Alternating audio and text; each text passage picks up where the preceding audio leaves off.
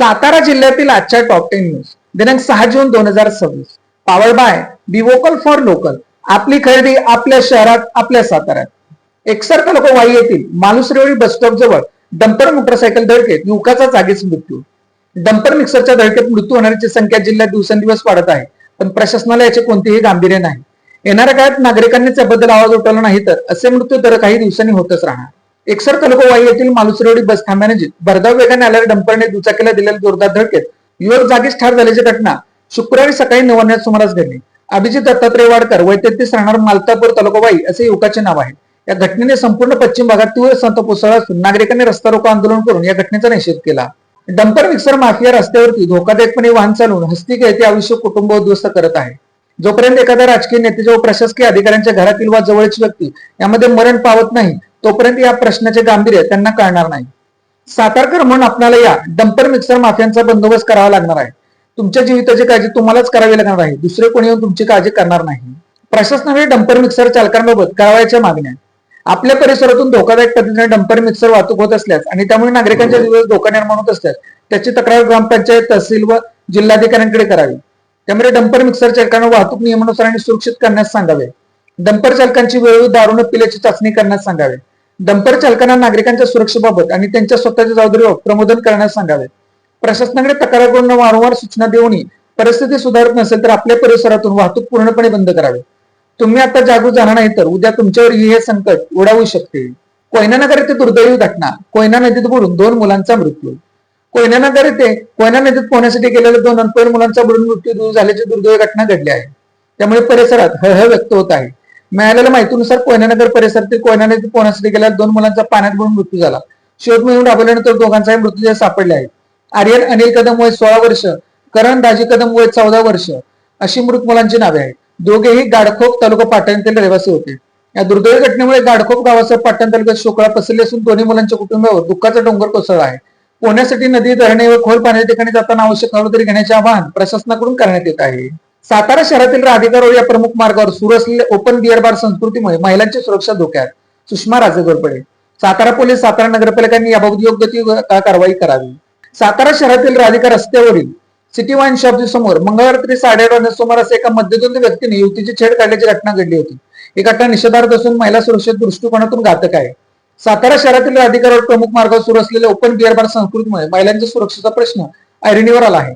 या रोडवर समोरासमोर असलेल्या 2 वाईन शॉपच्या परिसरात रस्त्याच्या दोन्ही बाजूंना उभारण्यात आलेल्या अनधिकृत टपऱ्यांमधून मद्य पिण्या ग्लासमध्ये दारू विक्री केली जाते. त्यामुळे येणाऱ्या जाणाऱ्या महिलांचा सुरक्षेचा प्रश्न गंभीर झाला आहे.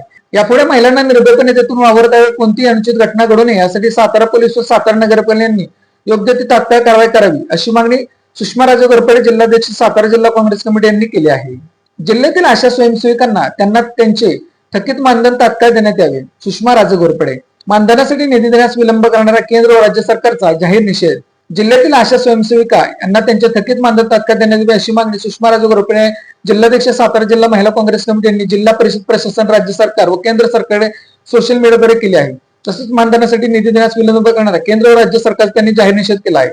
जिल्ह्यातील गावोगावी तुटपुंज मानधनावर काम करणाऱ्या आशा स्वयंसेविकांना गेल्या 7 महिन्यांपासून केंद्र सरकारच्या तर 2 महिन्यांपासून राज्य सरकारच्या मानधनच मिळालेले नाही. त्यामुळे त्यांच्यासमोर कुटुंबाचा उदरनिर्माण चालवला तरी कसा असा प्रश्न निर्माण झाला आहे. जिल्ह्यातील ग्रामीण भागात, तळागाळात काम करणारा आरोग्य विभागातील शेवटचा ढग म्हणून आशा स्वयंसेवकांकडे पाहिले जाते. मात्र याच आशा स्वयंसेवकांना आज आपल्या हक्काच्या मानधनासाठी झगडावे लागत आहे. जिल्ह्यातील आशा स्वयंसेवकांना त्यांच्या आतापर्यंत थकीत मानधन तात्काळ देण्यात यावे, तसंच यापुढे मानधन प्रत्येक महिन्याला वेळेवर देण्यात यावे अशी मागणी त्यांनी केली आहे. लवकरात लवकर आशा स्वयंसेविका मानधन न मिळाल्यास तीव्र आंदोलनाचा इशारा त्यांनी दिला आहे. शेखर चरेगावकर यांचा जामीन अर्ज फेटाळला. 11 वकिलांच्या परखडी युक्तिवादानंतर न्यायालयाचा निर्णय. सातारा जिल्ह्यातील कराडमध्ये गाजलेल्या 112 कोटी रुपयांच्या यशवंत बँक घोटाळ्या प्रकरणी मुख्य आरोपी शेखर चरेगावकर यांना जामीन अर्ज कराड न्यायालयाने फेटाळून लावला. सातारा जिल्ह्यासह संपूर्ण महाराष्ट्रात गाजलेल्या यशवंत बँक घोटाळ्यातील मुख्य आरोपी शेखर चरेगावकर यांना पोलिसांनी त्यांच्या राहत्या घरातून अटक केली होती. त्यानंतर त्यांनी जामिनाचा प्रयत्न केला, तो फेटाळण्यात आला.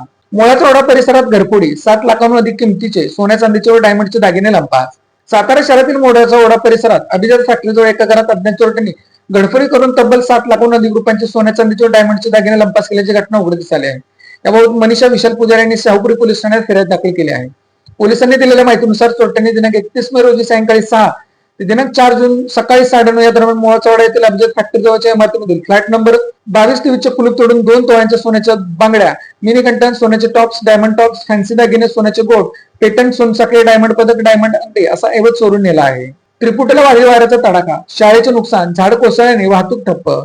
त्रिपुटी गावाला शुक्रवारी सायंकाळी झालेल्या दुर्दैवी पावसाने मोठा फटका बसला. गावातील काही झाडे उन्मळून पडल्याने रस्ते काही काळ वाहतुकीसाठी बंद झाले.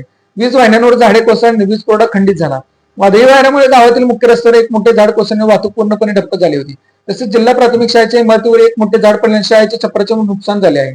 सातारा कोरेगाव महामार्गावर त्रिपुटी गाव असून मुसळधार पावसामुळे एक मोठे झाड रस्त्यावर कोसळल्याने काही काळ वाहतूक कोंडी झाली. महामार्गाच्या दोन्ही बाजूने वाहनांच्या लांबच लांब रांगा लागल्या होत्या. फलटण तालुक्यातील कचरे शेंडे वस्ती येथील पाण्याची टाकी कोसळली. कचरे शेंडे वस्ती माळेवाडी सांगवी तालुका फलटण येथे सुमारे 6 वर्षांपूर्वी उभारण्यात आलेली 80,000 लिटर क्षमतेची पाण्याची उंच टाकी अचानक जमीनदोस्त झाली. कचरे शेंडे वस्तीतून सुमारे 1,000 लोकसलेला पिण्याच्या पाण्याचा पुरवठा करण्यासाठी 2019-20 मध्ये 1,75,00,000 रुपये खर्चाची योजना राष्ट्रीय पेयजल योजनेनंतर पाणी टाकीची योजना करण्यात आली होती. सदर पाण्याची उंच टाकी अचानक जमीनदोस्त झाली आहे. कोट्यवधी रुपयांच्या पायाभूत सुविधा उभारण्यावर शासन निधी खर्च करत अशा प्रकारे योजनांची दुरवस्था होणे अत्यंत चिंताजनक बाब असल्याची प्रतिक्रिया ग्रामस्थांमधून व्यक्त होत आहे. महाबळेश्वर आगारातील राजमाता जिजाऊ बस प्रवाशांच्या गैरसोयीच्या. नुकत्याच महाबळेश्वर आगारात देण्यात आलेल्या नव्या राजमाता जिजाऊ बसांबाबत प्रवाशांमधून संमिश्र प्रतिक्रिया उमटत आहे. या बस 3x2 आसन रचना असून चालकाच्या बाजूला 3 वाहनांचे आसनांचे वाकडे तर वाहकाच्या बाजूला 2 आसने आहेत. त्यामुळे बसमधील पॅसेंजर तुलनेने अरुंद झाल्याची तक्रार प्रवाशांकडून करण्यात येत आहे. प्रवाशांच्या मध्ये 3 आसनांच्या रांगेत बसताना दाटीवरची गोंधळ निर्माण होते. विशेषतः ज्येष्ठ नागरिक, महिला आणि सामानासह प्रवास करणाऱ्या प्रवाशांना हालचाल करण्यासाठी पुरेशी जागा उपलब्ध नसल्याचे सांगितले जात आहे. महाबळेश्वर सारख्या पर्यटन झोन लांब पल्ल्याच्या मार्गावरून या बस कितपत उपयोगी ठरतील याबाबत प्रश्न उपस्थित होत आहेत. या बसांची रचना मिनी ट्रॅव्हल सारखी असल्याने घाटमाथा व लांब अंतराच्या मार्गावर त्यांची टिकाऊपणा देखभाल कशी राहील याकडे प्रवाशांनी लक्ष वेधले आहे. Made in Satara bag. Satara शहरातील महिलांनी बनवलेल्या उत्तम प्रकारच्या बॅग. संपर्क 9594 415 115. सातारा जिल्ह्यातील अशाच विश्लेषणात्मक बातम्यांसाठी जिल्हा सातारा या न्यूज चॅनलच्या सर्व सोशल मीडिया प्लॅटफॉर्मला फॉलो करा. व्हिडिओ लाईक करा, व्हिडिओ हाईप करा, व्हिडिओवर कमेंट करा आणि व्हिडिओ जास्तीत जास्त लोकांपर्यंत शेअर करा.